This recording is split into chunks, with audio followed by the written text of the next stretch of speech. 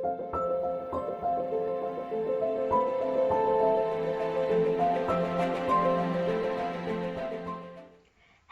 And नमस्ते, मैं Priyanka Singh and welcome to law Gurukul. आज के वीडियो में हम डिस्कस करेंगे 5 ऐसे इंपॉर्टेंट टॉपिक्स जो आपके इस ईयर के लिए किसी भी लॉ कॉम्पिटिटिव एग्जाम्स के लिए इंपॉर्टेंट है। Either you are appearing for UPSC, CLAT, judiciary या फिर आप इस बार UGC NET law June 2024 exams को अटेम्प्ट करने जा रहे हैं, तो इन 5 इंपॉर्टेंट जजमेंट्स को आप बिल्कुल मिस नहीं करिए। आज की वीडियो में हम 5 इन टॉपिक्स को डिस्कस करेंगे। Number 1, Indian medical association versus union of India. इस केस को हम पॉपुलरली पतंजलि केस के नाम से भी जानते हैं।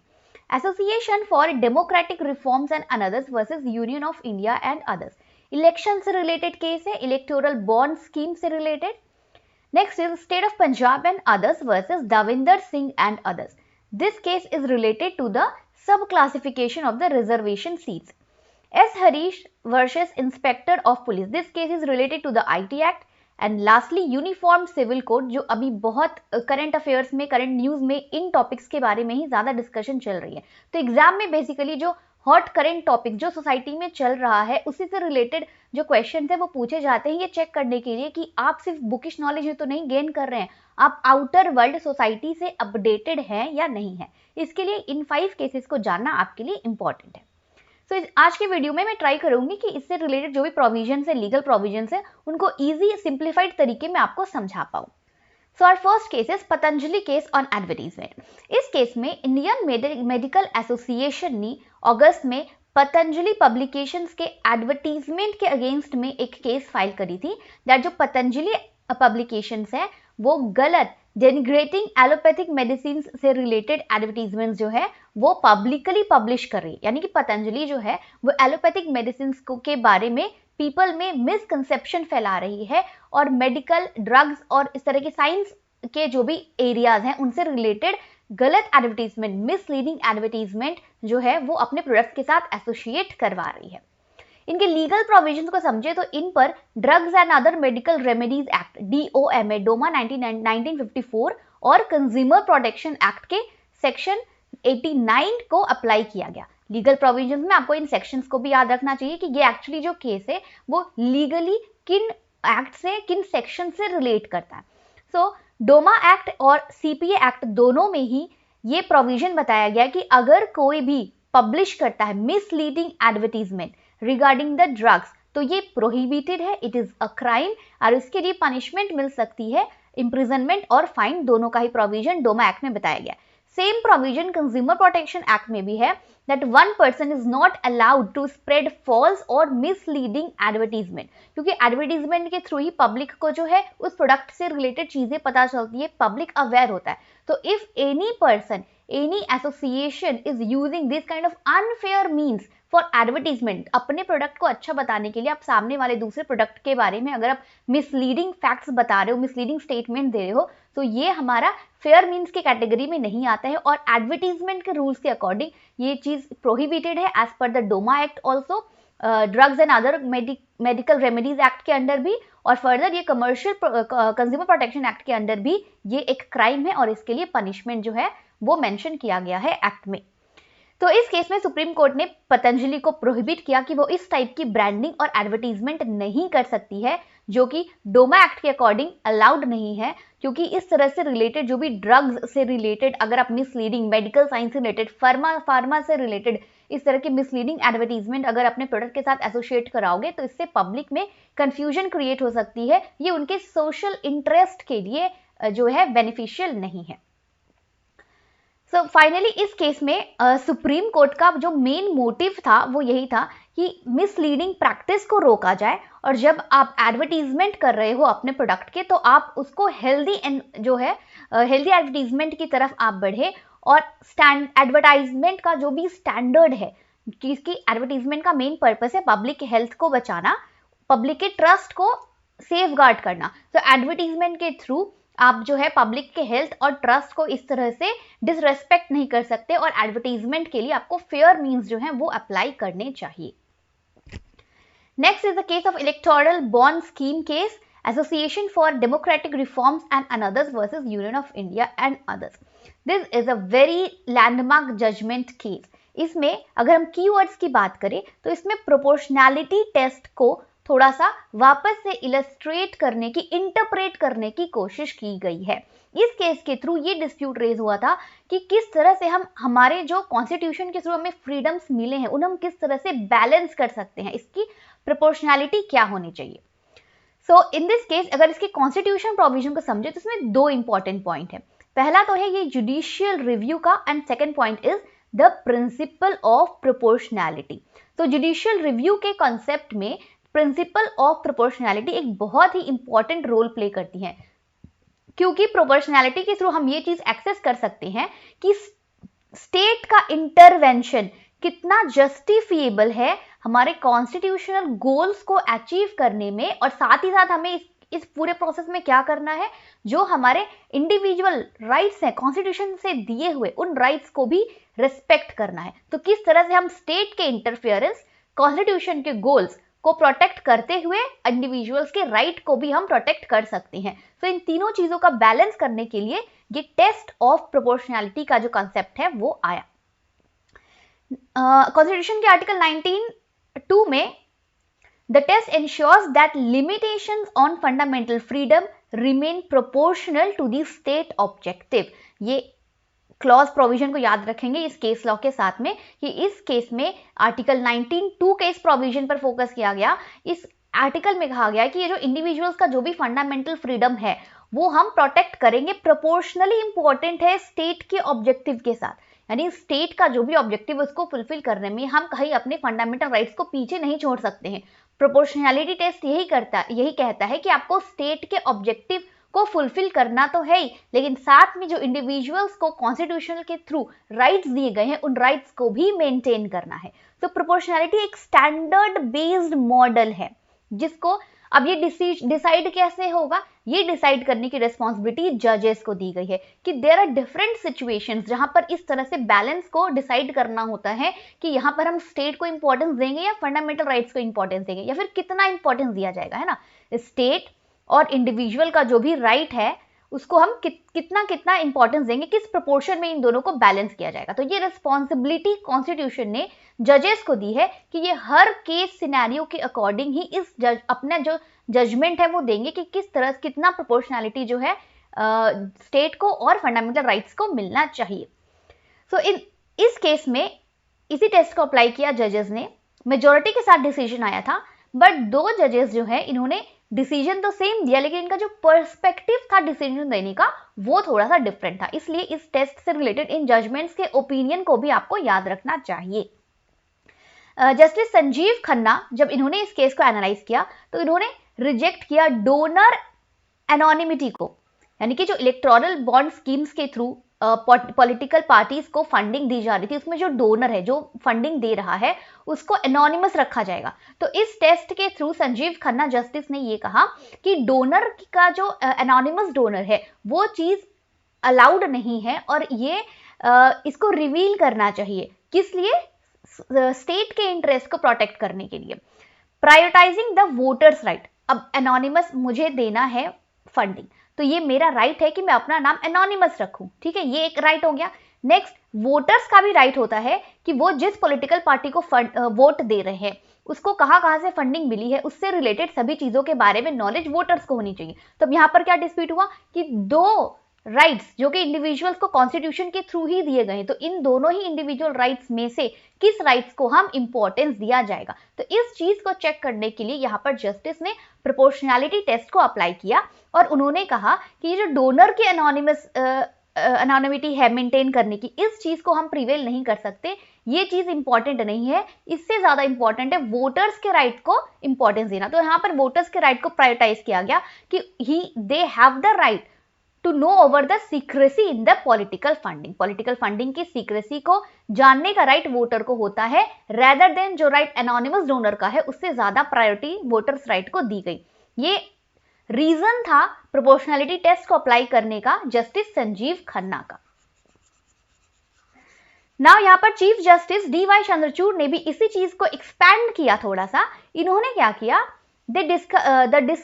Discourse by introducing the double proportionality test. Okay, इस टर्म को भी याद रखेंगे कि टेस्ट ऑफ प्रोपोर्शनैलिटी में यहाँ पर जस्टिस DY चंद्रचूड़ ने डबल प्रोपोर्शनैलिटी टेस्ट को अप्लाई किया और इन्होंने कहा कि बैलेंस बनाना चाहिए इन दोनों ही राइट्स के बीच में। दोनों ही फंडामेंटल राइट्स हैं, दोनों ही हमें कॉन्स्टिट्यूशन के थ्रू दिए गए हैं और स्टेट के इंटरेस्ट को प्रोटेक्ट करने के लिए ये ड्यूटी हमारी बनती है कि हम दोनों ही राइट्स में बैलेंस बना करके चलें।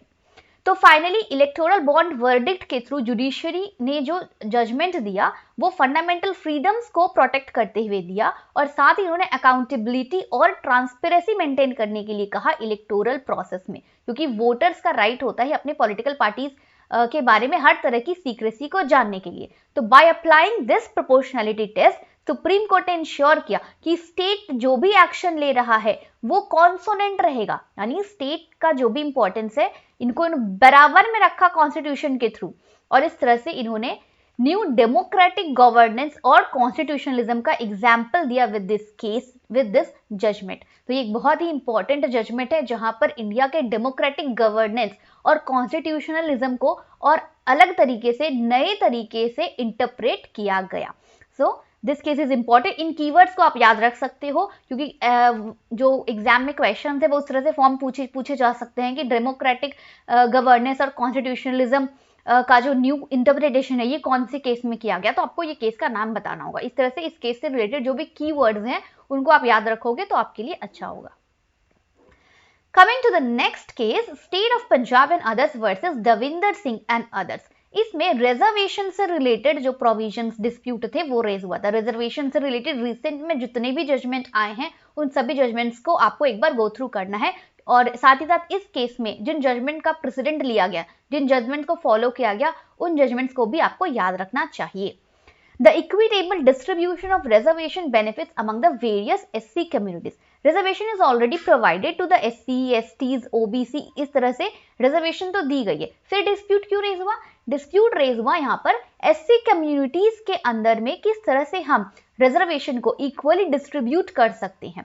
तो यहाँ पर बात हुई सब क्लासिफिकेशन की कि ऑलरेडी SC, ST इस तरह से हमने कैटेगराइज तो कर दिया गया, बट इस केस में कहा जा रहा है कि जो SCs हैं उनको भी फर्दर सब कैटेगराइज किया जाए कि SC कैटेगरी में जितने भी नीडेड लोग हैं, जो अंडर रिप्रेजेंटेड है, जिनको एक्चुअली में SC कम्युनिटीज में हेल्प चाहिए, उनको प्रायोरिटी दी जाएगी, ना कि पूरे SC कम्युनिटी को।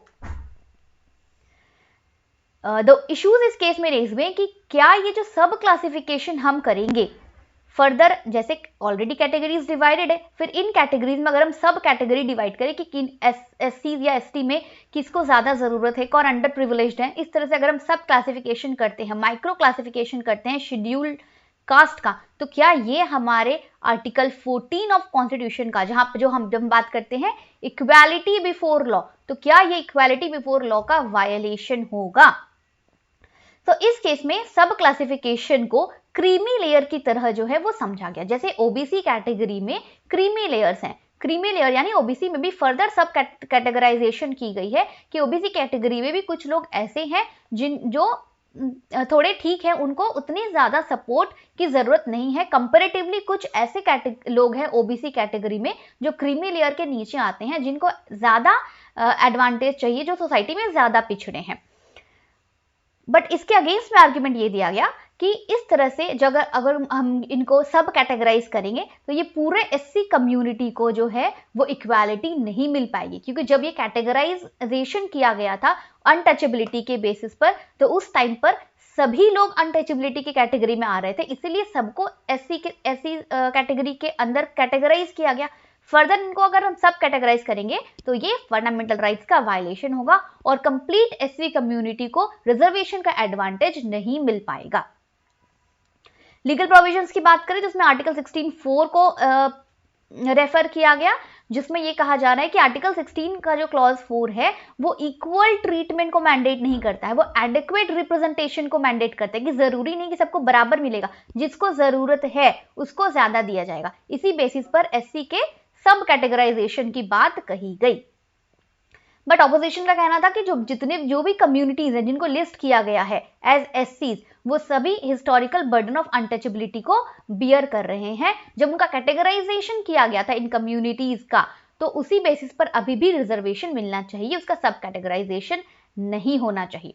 तो ये केस अभी भी डिस्प्यूट में ही चल रहा है, डिबेट चल रहा है, इसका फाइनल जजमेंट अभी तक नहीं आया है। तो इस केस को आपको फॉलो करते रहना है और इससे रिलेटेड जो भी इंपॉर्टेंट जजमेंट्स आएंगे उनसे आपको अपडेटेड रहना है। This case is important. और रिजर्वेशन से रिलेटेड रिसेंट में और जितने भी केसेस हुए हैं जिनको रेफर किया गया है इस केस में, उन जजमेंट्स को भी एक बार जरूर रीड आउट कर लीजिएगा। Next is S Harish versus inspector of police. ये भी रिसेंट का है केस है, इंपॉर्टेंट केस है। इसमें आईटी एक्ट के प्रोविजन पर फोकस किया गया है। This case is related to the offence under section 67B of the IT act and 14 clause 1 of the POCSO act. Section 67B कहता क्या है? सेक्शन 67B क्रिमिनलाइज करता है any activities related to the child pornography including downloading materials depicting children in obscene और indecent manner. Child pornography किसी तरह से किसी भी वे में डाउनलोड करना, देखना, शेयर करना, हर एक activity, any activity related to this is an offence, is an criminal as per section 67B of the IT act. इस केस में Anish versus state of Kerala, ये भी रिसेंट का ही केस है, इसलिए इस केस को भी आपको याद रखना चाहिए। Anish versus state of Kerala 2023 वाले केस को इस केस में रेफर किया गया। This case was related to the adult pornography, but जो अभी हम केस पढ़ रहे हैं S Harish versus inspector of police वाला, this case is related to child pornography, but फिर भी इस केस में रेफर किया गया। इसमें यह कहा गया कि जब आप adult, if you are watching an adult pornography in a private, that is not an offense as per IPC section 292, but if you are engaged in any kind of activity relating to the child pornography, watching adult pornography in private is not an offense, but watching child pornography even in private, उससे related कुछ भी content अगर है तो that is an offense as per the IT Act। इस case में justice ने एक बहुत ही रिवॉल्यूशनरी जजमेंट दिया। अगर आपने मूवी देखी होगी OMG 2 तो आप इसको रिलेट कर पाओगे। जेनजी जो है, जो जनरेशन जी के चिल्ड्रन जिन्हें हम कहते हैं, ये अभी के टाइम पर एक बहुत ही सीरियस प्रॉब्लम हो जा रही है relating to the child pornography, क्योंकि इसमें there is a lack of knowledge, there is lack of the social interest उनको नहीं मिल रहा है, सोसाइटी की तरफ से उनको सही नॉलेज नहीं मिल पा रहा है, जिसकी वजह से जो जेनजी है वो भटक जाती है। तो यहाँ पर जस्टिस ने इस चीज पर फोकस दिया, it is a serious problem, और इसके लिए पनिशमेंट जो है that is not a correct way to deal with this. उन्होंने यहाँ पर रिफॉर्मेटिव थ्योरी की तरफ फोकस किया कि सोसाइटी को मैच्योरली बिहेव करना चाहिए, और अगर इस तरह की सिचुएशन आ रही है तो society should advise and educate them, उनको काउंसल करना चाहिए कि वो इस तरह की गलत चीजों के एडिक्शन में ना आए, और एजुकेशन स्टार्ट करनी चाहिए स्कूल लेवल पर भी कि उनको सही गलत और इनके बीच में वो डिफरेंशिएट कर पाए, because for their better future.